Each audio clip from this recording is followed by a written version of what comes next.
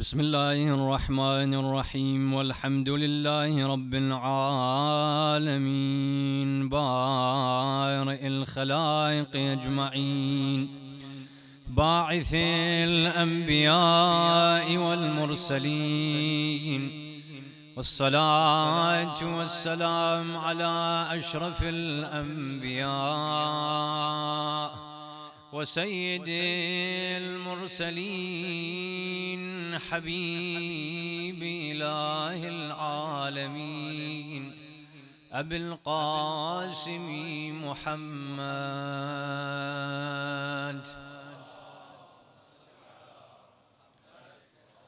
وعلى آله الطيبين الطاهرين المعصومين المذلومين المنتخبين المنتجبين الذين كلامهم نون وأمرهم رشد ووصيتهم التقوى وفعلهم الخير وعادتهم الإحسان وسجيتهم الكرم لا سيما على الحسين المذلوم المقتول المجروح العطشان المذبوح من القفاء في يوم عاشوراء في أرض كربلاء بلا جرم ولا خطأ الذي غسله دمه وكفنه رمال كربلاء مقطع الأعضاء مسلوب العمامة والرداء يا ليتنا كنا معكم فنفوز فوزا عظيما. قال مولانا أمير المؤمنين صلوات الله وسلامه عليه رب عالم قتله جهله. صلوا على محمد وآل محمد.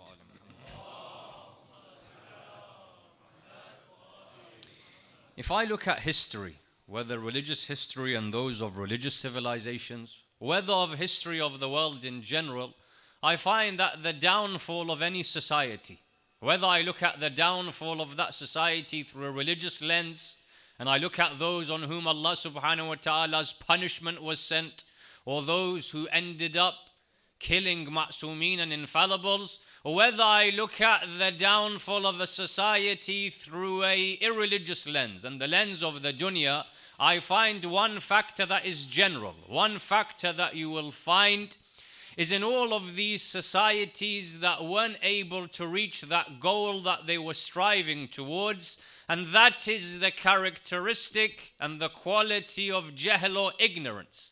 For ignorance is something that led to the downfall of individuals and societies as a whole.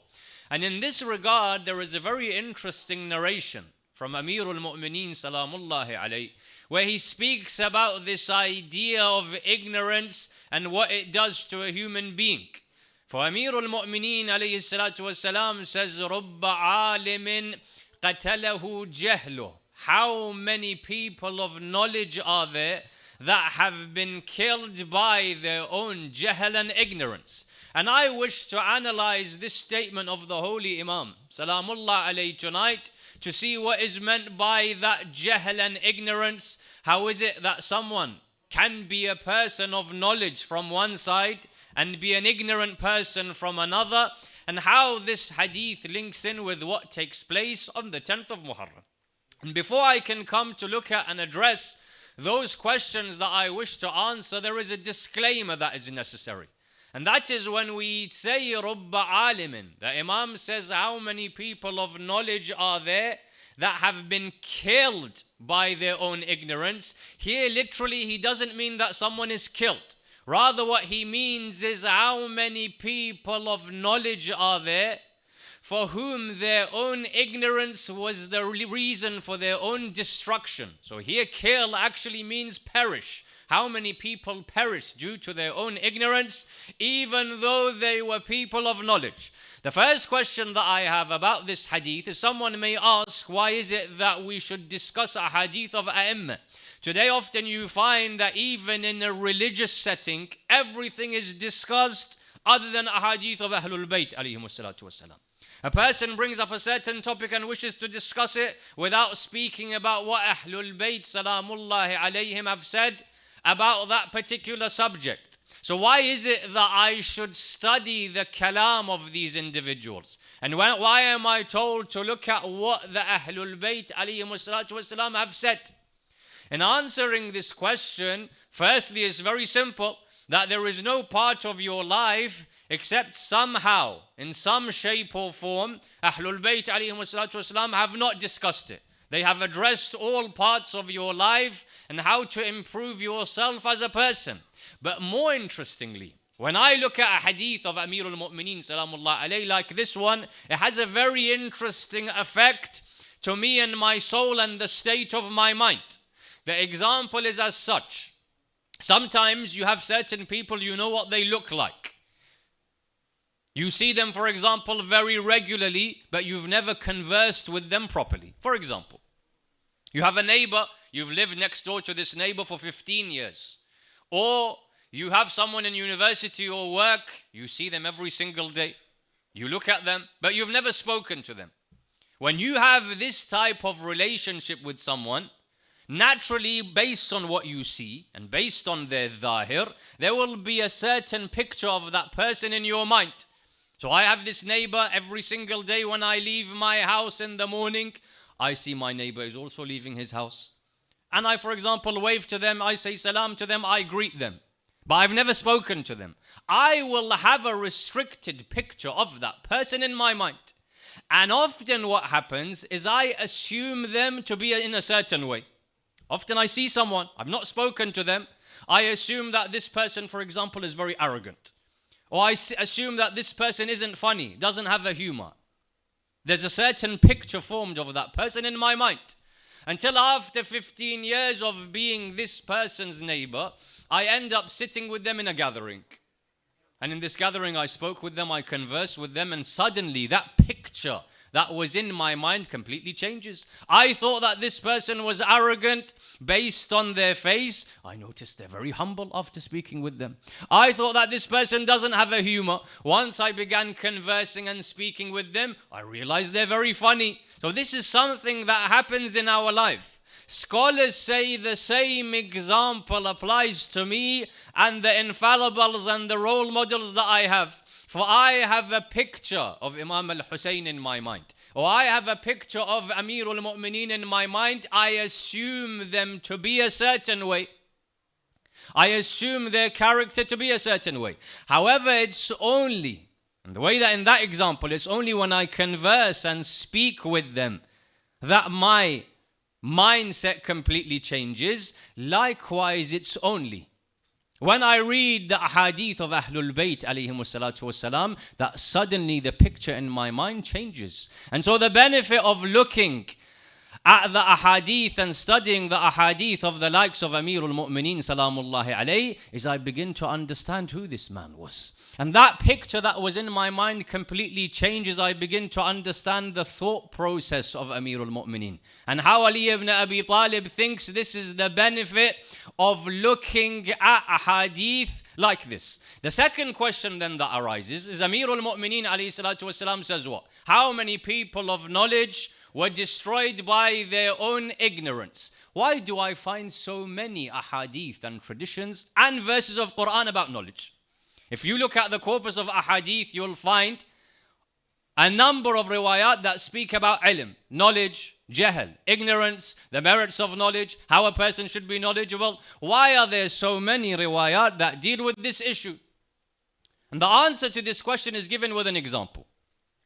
Imagine that a person comes to you and tells you that there's something very precious. This is something that cannot be bought anywhere else.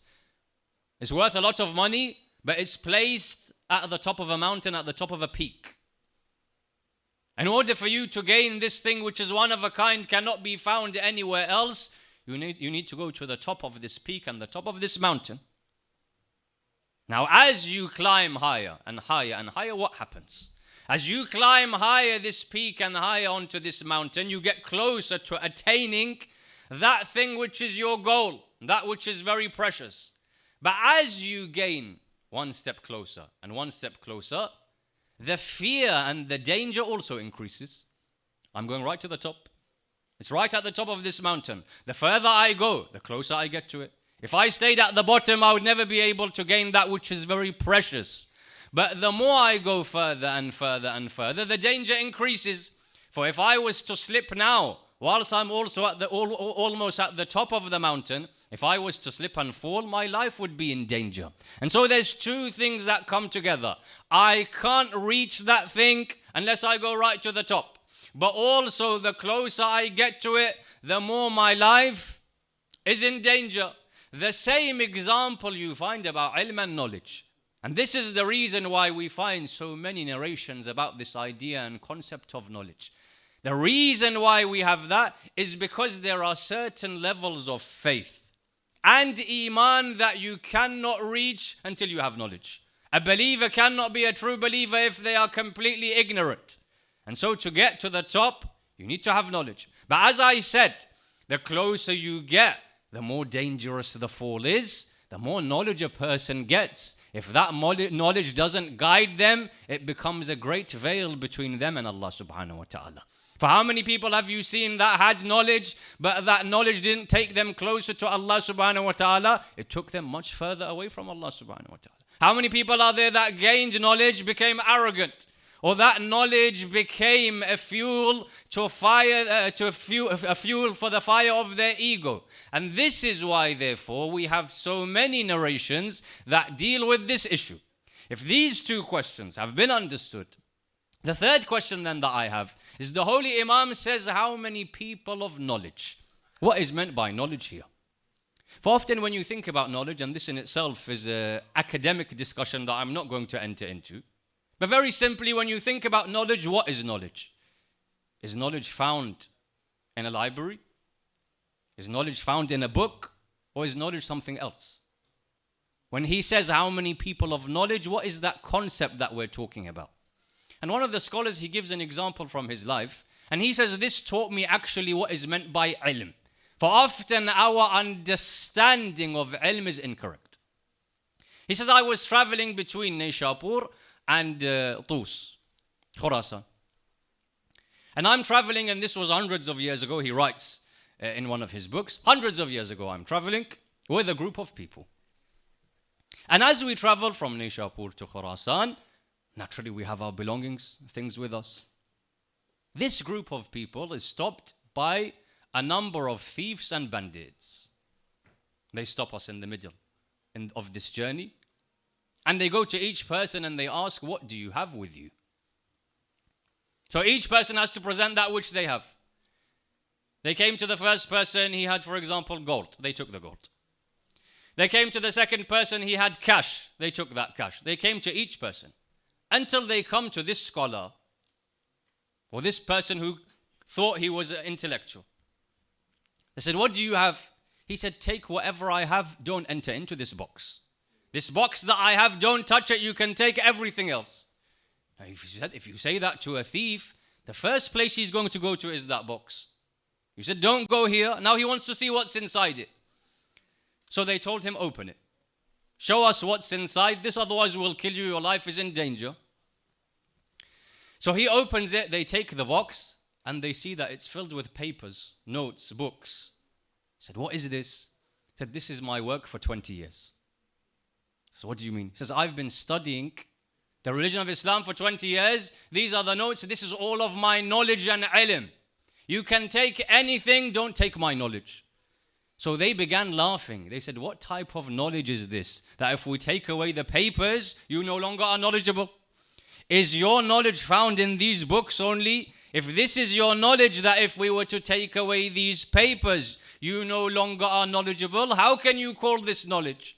He said, this incident in my life taught me what is meant by ilm. For ilm isn't found in a book, isn't found in a library. Knowledge and ilm is that which is found in a person's heart. Knowledge and ilm is something that stays with a person, not something that can be found on a piece of paper that eventually loses and that eventually can be lost. Amir al-Mu'mineen therefore says, how many people of knowledge were killed by their own ignorance? What does this mean? When it comes to analyzing this statement, the scholars have presented a number of different ideas. And I wish to present to you 3 different interpretations as to what was meant by the destruction of people by their ignorance, even though they are people of knowledge. The first interpretation that we're given of this hadith is that the scholars came and said that knowledge is of 2 types. The first type of knowledge they classified as al-ilm al-iktisabi, the knowledge that I gain when I study. So for example, a person goes to university, gets a degree. They go to a school and study. This is one type of knowledge that the human being has, that physically I study, knowledge enters into my heart. He says, but there's also a different type of knowledge, which is classified as al-ilm al-fitri. What was ilm al-fitri? They said every single person was given an intellect. And from that intellect, they can think, they can analyze, they can ponder.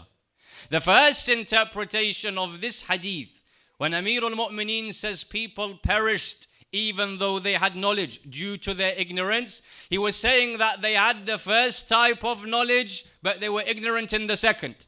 Meaning, how many people are there that they may have gained knowledge from here and there, but they don't use their intellect? For a person, if they don't use their intellect to ponder upon the realities in front of them, this may be the biggest reason for their destruction.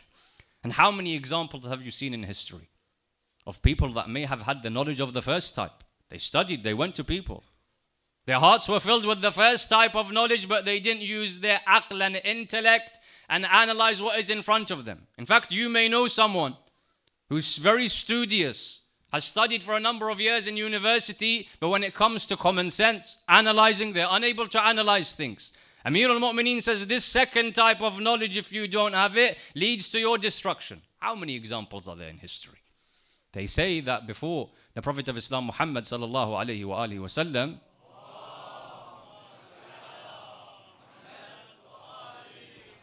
as we know, those that lived in Makkah al-Mukarramah, those who were during the period of Jahiliyyah, they would perform the Hajj. They would perform Hajj and Umrah. And we're told that they learnt all of these a'mal and manasik and rituals from what was told to them by Ibrahim and Ismail alayhim as-salam. So they had knowledge of certain things. How did they know that you need to do sa'i? How did they know that you need to do tawaf? They gained certain things from the prophets of God. However, one of the practices that you hear about that they did before the Prophet of Islam in Mecca is that when they came to perform tawaf, they would do the tawaf without any clothing. This is well known. That the men would do tawaf in the daytime and the women would perform the tawaf at night time. Why? What's the reasoning behind it? What did I say? When a person doesn't use their intellect, they may have the first type of knowledge, but without using the aql and doing tafkir, this leads to your destruction. The reason why they would say we don't do tawaf with any clothing, they said, look, if I do tawaf with the clothing that I have right now with me, it's possible that this aba has a thread that came from haram. They said if we were to do tawaf, we don't feel right to do tawaf in the house of Allah subhanahu wa ta'ala with clothing that may have a thread from haram. And so instead, what did they say? Therefore, we take off all of our clothes and do tawaf so that we know that there is no haram thread on our bodies when we circumambulate. This is the fikr of those people. Instead of saying, we'll ensure that our rizq is halal so that then we can do tawaf, they said, no, this is the best solution to that problem. The first understanding, therefore, is jahl and ignorance that is being referred to, is the idea of not using your aql. This was one. However, some scholars came and said, no. What was being referred to by Amir al-Mu'mineen alayhi salatu wassalam was something else. And that was this reality. Let me give you an example. Today when you eat food, and food is prepared in front of you, that food is prepared for the sole reason for you to consume it. You prepare food yourself, you place it in front of you. The goal is that you eat it. It nourishes you. If I cooked food, I placed it in front of me, I didn't eat it, what will happen? If I prepared food, I placed it in front of me, I didn't eat it, one of two things will happen. Either the food will go off, and if I was to eat it, then after this many hours, it will harm me and not give me any benefit. Or the food that has been left there that I have prepared for myself, after not eating it, it will become the rizq of someone else. Someone else will take that food and eat it. So the food that I have prepared, if I don't eat it, either it becomes harmful or it becomes part of someone else's body. The same example we find when it comes to ilm and knowledge. For the reason that the food was prepared was for me to eat it. The reason why knowledge exists is that the human being acts upon it. And if I have knowledge that I did not act upon, again, one of those two things happens. In the way that that food turns sour and becomes harmful, when knowledge isn't acted upon, it becomes harmful to the human being. As I said, for how many people knowledge was a veil between them and Allah subhanahu wa ta'ala. And in the way that that food, when it isn't eaten, may become the rizq and sustenance of someone else, when I have knowledge in my heart that I don't act upon, eventually it leaves my heart and it enters into someone else's heart and it becomes the nutrition of someone else's soul. The second interpretation, therefore, of what Amirul Mu'mineen alayhi salatu wasalam said was this: how many people of knowledge perished due to their ignorance? How many people of knowledge perished because they didn't act on the knowledge that they gained? And here there's a beautiful example that a number of Sunni and Shi'i scholars have narrated from the Prophet of Islam, Muhammad sallallahu alayhi wa alihi wa sallam.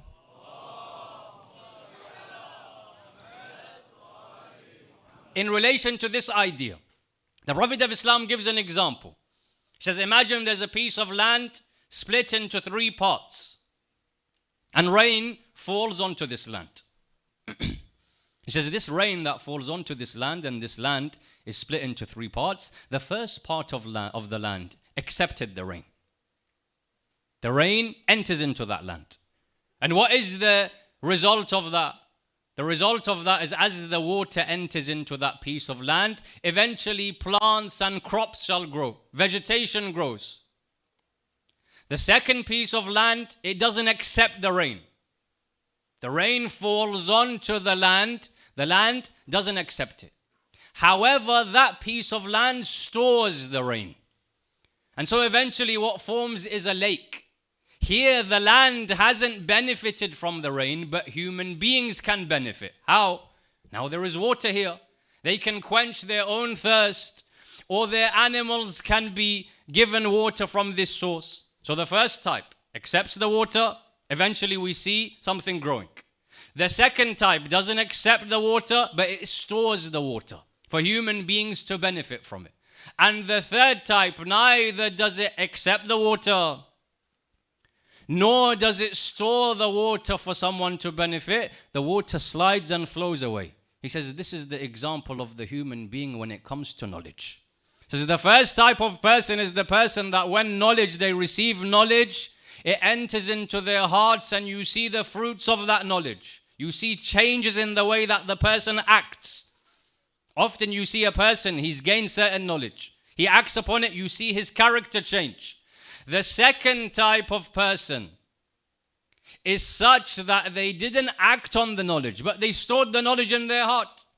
And in the way that that water wasn't beneficial to the land, but it allowed other people to quench their thirst, this person stores information in his heart. It's not beneficial to that person, but other people can benefit from that knowledge. Other people can ask that person and gain from that knowledge. And the third is the worst of Allah subhanahu wa ta'ala's creation. That knowledge is placed in front of them. Neither does their heart accept it and transform it into knowledge, into action. Nor do they store it for others to benefit in the way that the water flows. From that land, that knowledge flows away from their heart. And so the second meaning of this narration was that how many people perished because they didn't act on their knowledge. The third and final interpretation of this hadith is that some scholars said Amirul Mu'mineen Salamullah alayhi wasn't speaking about intellect and aql, nor was he speaking about acting upon the knowledge that you have. He was speaking about a specific type of knowledge. رَبَّ عَالِمٍ قَتَلَهُ جَهْلُ. How many people had knowledge of one thing, but their ignorance of their religion led to their destruction? Jahl here meant knowledge of the religion of Allah subhanahu wa ta'ala. How many people were ignorant of the sharia of Allah subhanahu wa ta'ala, even though they were alim and had knowledge of other things? For you find the narrations mention in regards to the state of affairs in Akhir al-Zaman, that a group of people came to Rasulullah Muhammad sallallahu alayhi wa alihi wa sallam.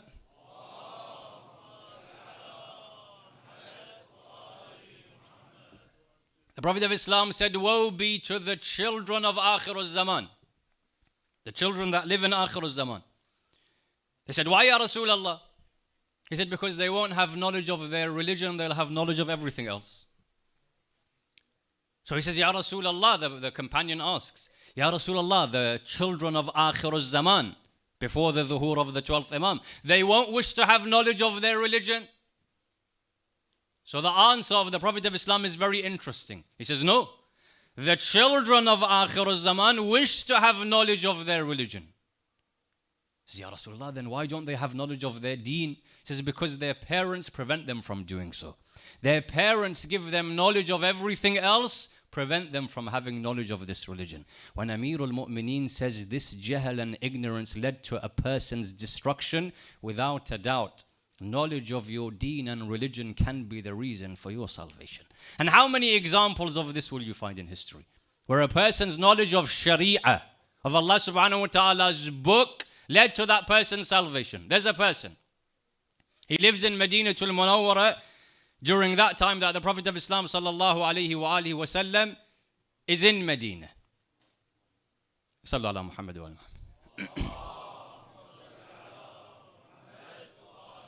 This person has two very interesting qualities. He's a non-Muslim. He lives in Medina. He has two qualities. The first, that he is very wealthy. We're told this individual has a number of pieces of land, a number of houses that he owns in Medina. Number two, he's very knowledgeable of Abrahamic scripture. So he's a alim, he's a scholar. He has knowledge of his religion before the Prophet of Islam. His name is Mukhayriq.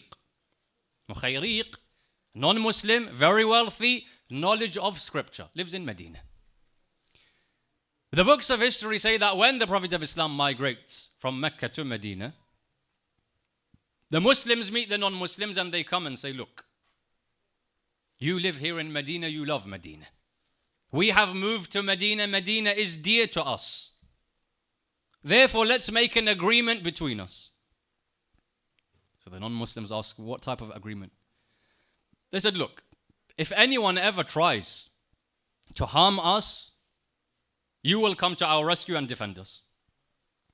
We're in Medina. If anyone tries to attack us in Medina, you will come and help us and support us. Likewise, if anyone tries to attack you here in Medina al-Munawwara, we will come to your support. Do you agree? So the non-Muslim said, yes, this is a good agreement.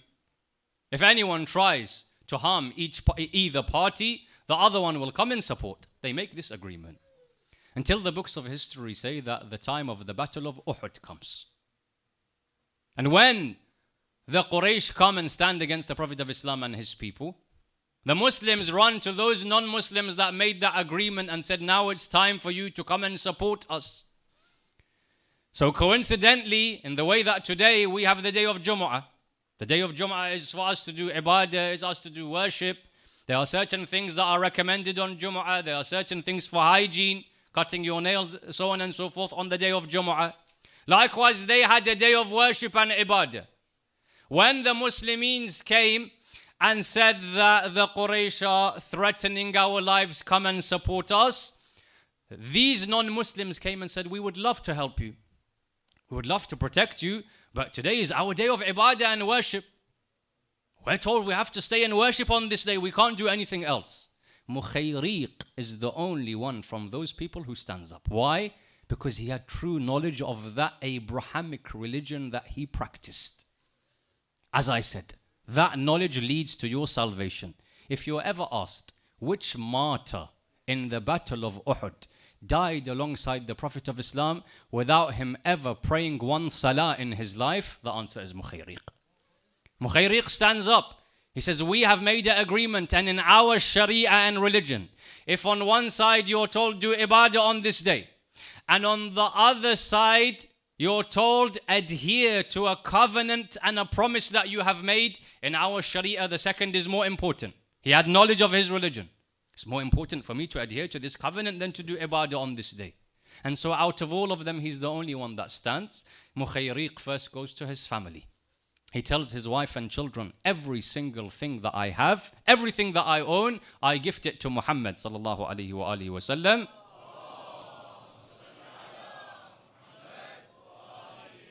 Everything is gifted to the Prophet of Islam, and these pieces of land were used by the Prophet of Islam. He gave them away in sadaqah.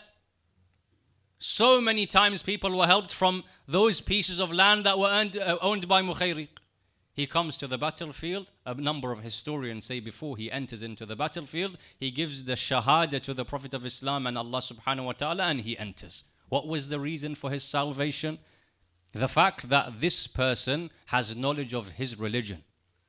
Amir al-Mu'mineen says, how many people perished because of that ignorance? If all of these discussions have been understood, my final question, this hadith, how many people of knowledge perished due to their ignorance? How does it link in with Karbala and Ashura? And the answer is very simple. For I said jahl and ignorance sometimes means not using the intellect, or it means not acting upon that which you know, or it means having ignorance of your religion. You find all three types of jahl and ignorance on the day of Ashura. For those that stood with Umar ibn Sa'd, they were those that had no knowledge of their religion. And so they stood in front of Abu Abdullah al-Hussein. There were those that lacked intellect to the highest level. Many of you have heard of this individual by the name of Shibth ibn Rib'i. This person lives during the time of the Prophet of Islam sallallahu alaihi wa alihi. After the Prophet of Islam dies, so look at how ignorant this person is in relation to the idea of the intellect. After the Prophet of Islam dies, there is a woman in Medina who claims that she is a prophet, a female prophet. A number of people begin to believe her. You have met the Prophet of Islam. You've seen the Prophet of Islam. Of those that believed her to be a prophet and propagated her message was this Shibth ibn Rabi'i. And so someone came to him and said, haven't you heard the Prophet of Islam said, La nabiyya ba'di? There's no prophet after me. He says, yes. So look at how foolish he was. He says, yes, I've heard that. So how can you take this woman to be a prophet of God? He says, the Prophet said, La nabiyya ba'di. Nabi is masculine. He didn't say there's no feminine prophet after me. Therefore, I can accept her to be a prophet of God. This same woman who claimed herself to be a prophet, then a few years later, announces that all that I have said is a lie, and people left her. This same Shibth, then alongside Amir al-Mu'mineen alayhi salatu wasalam, stands with Amir al-Mu'mineen in Nahrawan. Then he is of those that writes a letter to Imam Hussein alayhi salatu wasalam, inviting him to come to Kufa and saying, I shall support you. This same Shibth ibn Rabi'i then stands alongside Umar ibn Sa'd and aids in the killing of Sayyid al-Shuhada alayhi salam. That ignorance that led to someone to shoot an arrow at the chest of Abu Abdullah al-Hussein. And after Imam al-Hussein alayhi salatu wasalam is martyred, a masjid is built in Kufa by the name of Shibth ibn Rabi'i to honor him for what he did. The third type of ignorance, I said, when you don't act upon your knowledge, this is one of the greatest examples of ignorance that we found in Karbala. For there were many that stood on that day knowing exactly who Abu Abdullah al-Hussein was. The books of history mention that when Amir al-Mu'mineen salamullah alayhi passes by Siffin, he stops in Karbala. When he stops in Karbala, there is a companion of the Imam who says, I saw Amir al-Mu'mineen pick the earth of Karbala. And there is a tree there. And he takes that earth and the dust of Karbala, and he says, by God, from this land of Karbala, people shall be resurrected who are the best of shuhada. and shall enter into Jannah without any hisab, without any questioning. This companion saw it with his own eyes. That Amir al-Mu'mineen has done this in Karbala. This same person stands alongside Umar ibn Sa'ad on the day of Ashura. Imam Hussein alayhi salatu wasalam comes to him and says, don't you remember that time when my father had passed by Karbala and you were with him? He says, yes, I remember. He says, don't you remember that land and that earth that he picked up? Don't you remember this was the very tree that he stood next to? He says, yes, I remember. So don't you think then that I'm on haqq? When you have complete knowledge, but you're unable to act upon it. You know that these shuhada are the best of shuhada. Shall I enter into Jannah? He says, yes, I know, Ya ibn Rasulullah. He says, then why do you stand in front of me? If a person wishes to find an excuse, they'll find an excuse. He says, Ya ibn Rasulullah, I have a young daughter that lives in Kufa. And I'm scared that if I fight alongside you, Ubaydullah ibn Ziyad will kill that daughter of mine. And that's when Imam Hussein alayhi salatu wasalam mentions that very famous line where he says, if you are not alongside me, then leave Karbala. For if you hear that cry of Aba Abdullah al-Hussein, Hal min nasirin yansuruni, and you don't respond, then the hellfire becomes incumbent upon you. All three types of ignorance were found in those that fought against Sayyid al-Shuhada alayhi salatu wassalam. On a night like this, we remember that person that wasn't able to witness Karbala. But something happened to her when Abu Abdullah al-Hussein leaves Medina. When a person is young, they hear this term heartbreak, or someone's heart being broken. And when you're young, you don't understand what that means. How can a person's heart be broken? Until eventually something happens in a person's life. They lose a loved one. They see a tragedy. And then they realize what that term actually means. When you were young, you didn't realize. When you grew older and you lost someone, you saw a tragedy, there was some sort of separation in your life. Then you realize what was meant by this term, my heart is broken. Then you felt that your heart is broken. This young girl, her heart is broken very young. She doesn't need to wait until she grows older to understand what this concept means. For Fatima al-Alila wishes nothing but to be alongside her father, Abu Abdullah al-Hussein. For they say a time comes when Sayyid al-Shuhada is leaving Medina. As we know, Salama, the wife of the Prophet of Islam, has a number of key roles in what takes place in Karbala. For example, the famous narration that you've heard that the Prophet of Islam is sleeping one day. The narration says that the Prophet is unwell.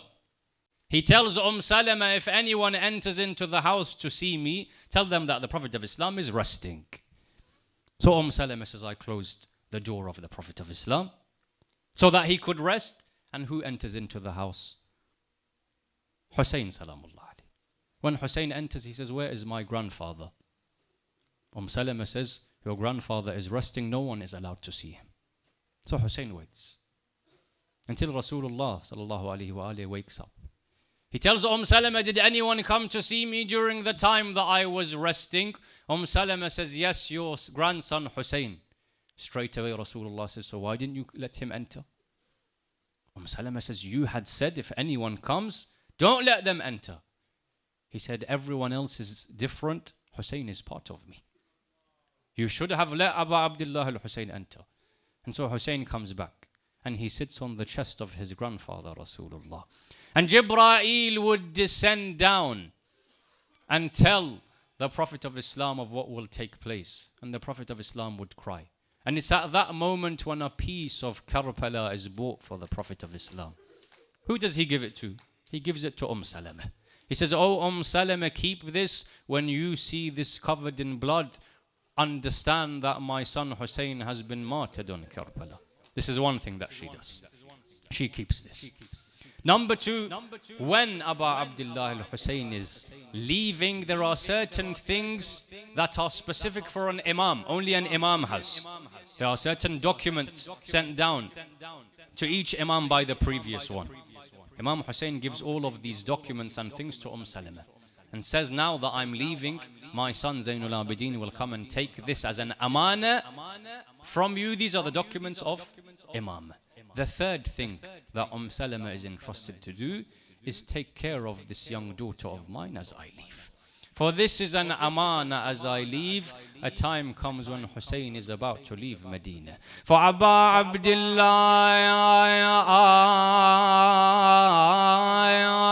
gathers with his family and his followers, ready to leave Medina, and he tells those that will join him, ready for us to depart. When suddenly Fatimatul Alila says, oh my father, you chose my brothers and sisters to come with you. Why did you not tell me to come with you on this journey? Hussein would say, you are unwell, stay with your grandmother in Medina until Fatimatul Alila falls asleep. When her eyes open, she says, where has my father Abba Abdullah gone? They said, just now Hussein has left from Medina. Fatima says, I walked behind the horse of Abba Abdullah. I say, oh Hussein, two daughters of yours would walk behind your horse.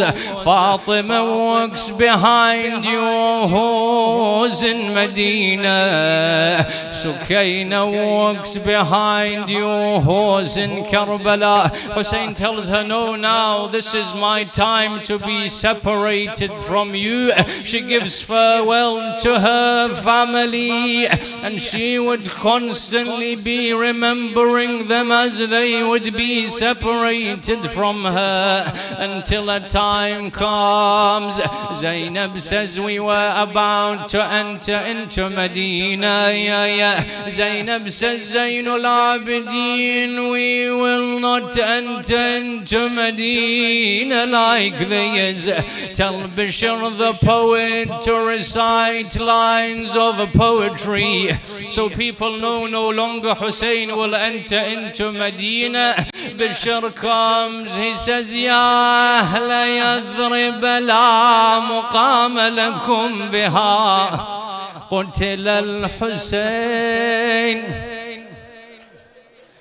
فعدمعي مدرار.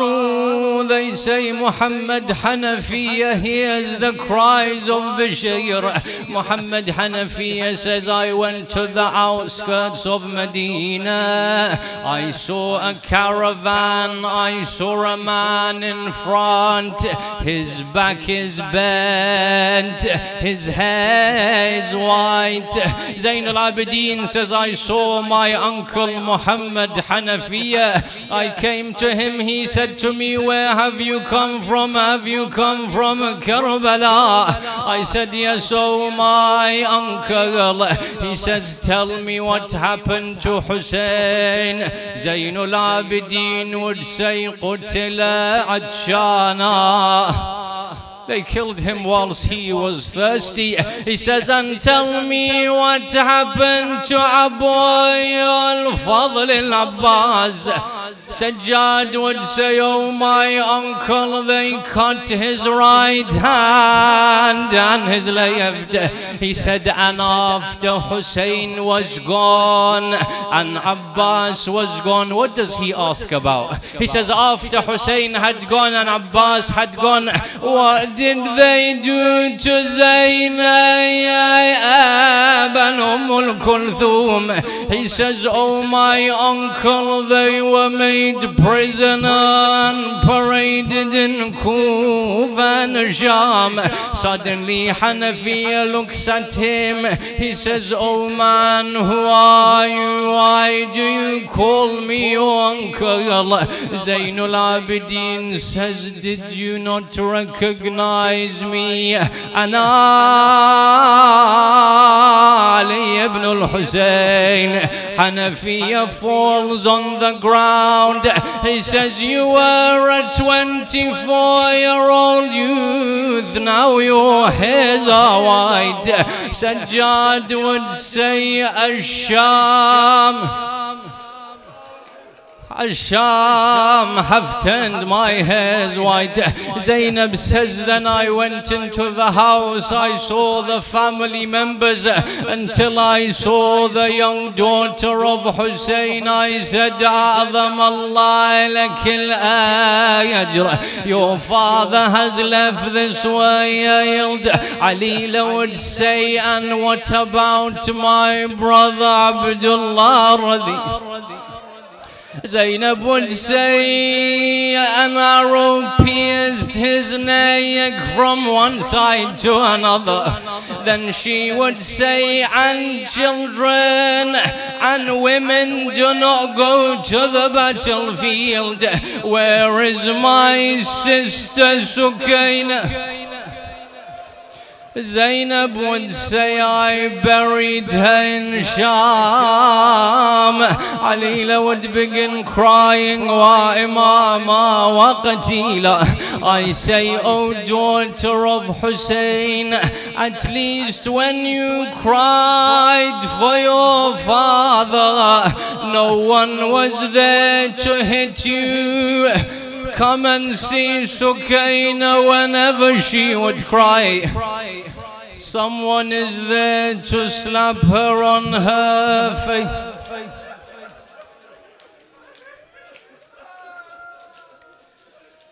على لعنة الله على القوم الظالمين. سيعلم الذين ظلموا أي منقلب ينقلبون. إنا لله وإنا إليه راجعون. إلهي بالحسين الوجيه وجده وأبيه وأمه وأخيه والتسعة المعصومين من ذريته وبنيه، اغفر لأوليائنا